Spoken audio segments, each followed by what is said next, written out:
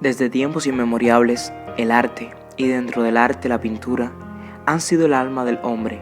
En ella se expresa, con gran belleza y pasión, los sentimientos del autor. Quiero, a través de este trabajo, que se conozca y hacer llegar al mundo la obra que realiza una joven fomentense llamada Samantha Díaz López, una maravillosa artista de nuestra localidad que por demás es autodidacta. Ella no ha recibido jamás ningún tipo de instrucción sobre este arte milenario, pero sus trabajos son de una calidad espectacular y por esa razón quiero dar mi aporte a la divulgación de su obra. En una casita empotrada, en medio de las montañas de Guamuaya, germina el arte, nace del talento y la inconformidad.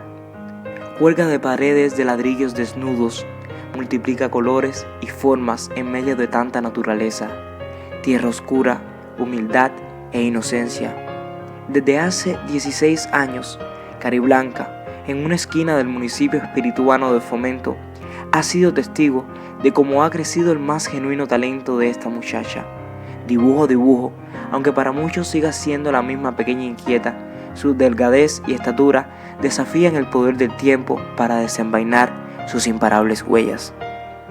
Desconoce ausencias, deudas, límites para soñar y crear. Hace suyo nombre de pintores, estilos, tendencias artísticas, criterios sobre sus creaciones. Disfruta sobremanera de su hogar, escuela, taller, el único espacio posible para intentar comprender la vida y dibujarlas con su claroscuro y las múltiples emociones que logra arrancar a fuerza en cada línea en movimiento. ¿Desde cuándo realizas estos trabajos de pintura tan espectaculares? Desde los 7 años. ¿Cómo surgió en ti esta vocación por el arte de pintar? No fue algo que pensé, se dio solo.